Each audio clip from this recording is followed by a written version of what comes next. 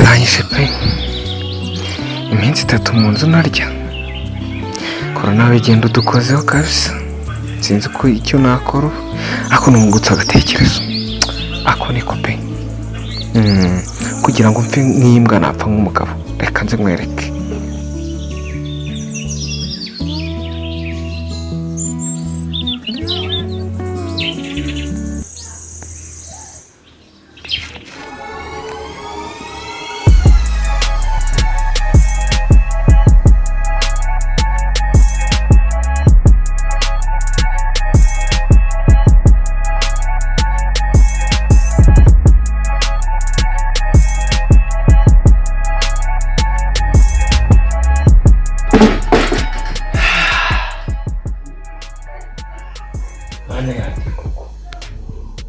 Iki cyorezo koko none turagicikira.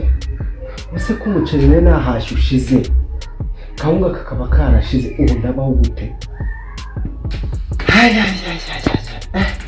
Ndareba hirya no hino impande zose nkaburaho kugana n'ima mu Imana rwose.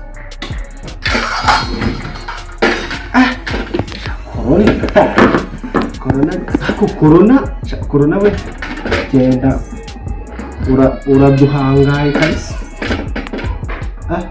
Nabyo ndabijya nubwo byashiririye muri corona se wabijugu. Na gishirwa cyane aryoha. Niyo mpamvu kandi iminsi ya corona.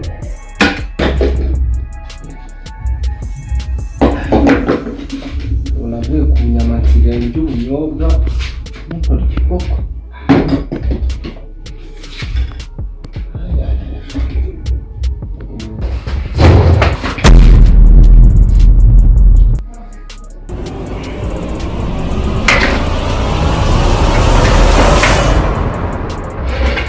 Uvuye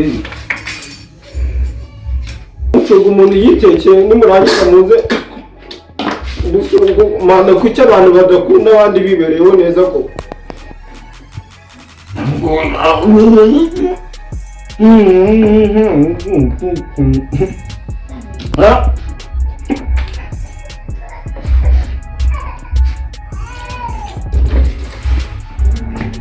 ubugizi bwa nabi wa mugabo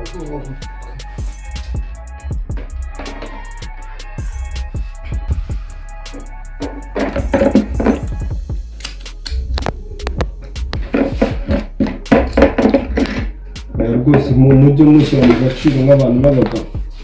Oya dore no mwisorera n'imibunda ariko ntunyice.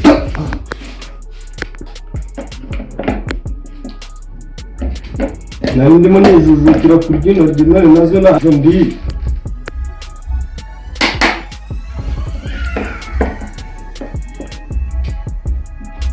Rwose mujye mushyira mu gaciro. Wa mugabo na mwe tutoka. Oya rwose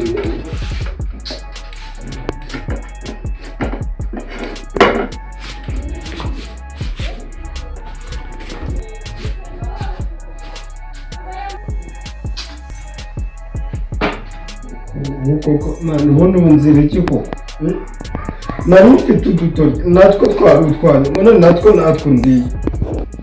Ubu koko mana wacu yibonye zamba ko kwikora nukayirangiza.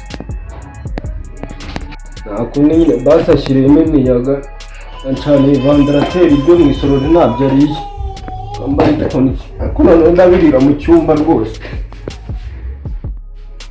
Kivuna muheto. Ubonye uburyo kibiriye wagira ngo cyabikorera.